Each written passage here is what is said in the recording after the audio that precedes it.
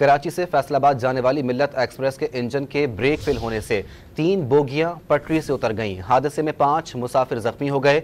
वाकया कोटरी स्टेशन के करीब पेश आया। मजीद जानते हैं डॉन न्यूज़ के नुमाइंदे राशिद शेख से।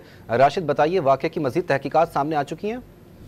जी बिल्कुल, जो है कराची से जो है रवाना होने वाली जो है मिल्लत एक्सप्रेस फैसलाबाद जाने के लिए कोटी से जब पहुंची है तो अब ट्रैक पे जो है वो इंजन के ब्रेक फेल होने की तेज रफ्तारी के सबब उस ट्रेन को रोकने के लिए जो है उसको दादू लाइन पे डाला गया, जिसके सबब जो है वो तेज रफ्तारी में इसकी 3 बोगियां उतर गई हैं। और जब तमाम की तमाम जो ट्रेन है वो जो है उसमें मुसाफिर मौजूद थे, उनमें जो है 5 मुसाफिर जख्मी भी हुए हैं।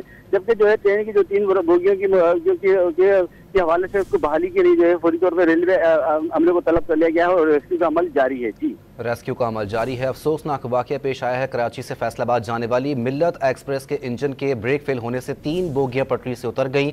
हादसे में 5 मुसाफिर जख्मी हो चुके हैं। वाकया कोटरी स्टेशन के करीब पेश आया है।